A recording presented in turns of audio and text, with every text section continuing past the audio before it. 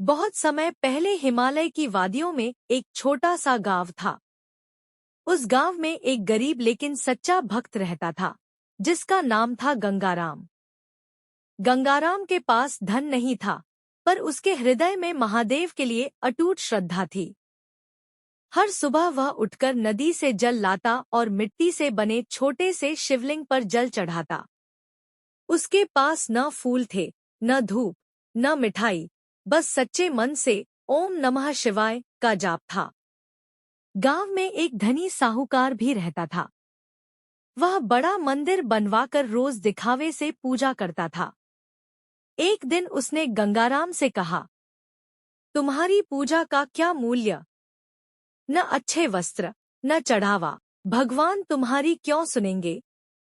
गंगाराम मुस्कुराया और बोला, भोलेनाथ को दिखावा नहीं, भक्ति चाहिए।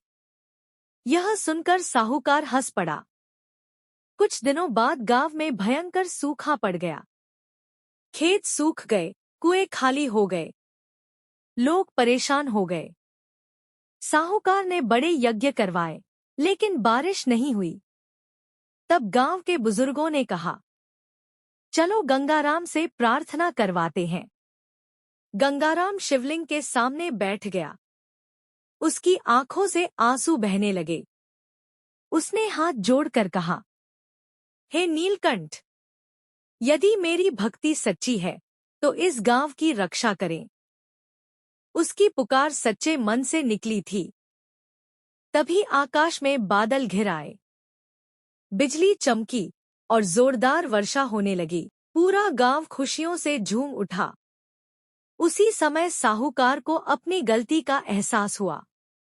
वह गंगाराम के पास आया और उसके चरणों में गिर पड़ा। मुझे क्षमा कर दो, मैंने भक्ति का अपमान किया। गंगाराम ने उसे उठाकर गले लगा लिया और कहा, भक्ति में अहंकार नहीं, प्रेम होना चाहिए। उस रात गंगाराम को स्वप्न में स्वयं भोलेनाथ के दर्शन हुए। जटाओं से गंगा बह रही थी, मस्तक पर चंद्रमा, गले में सर्प।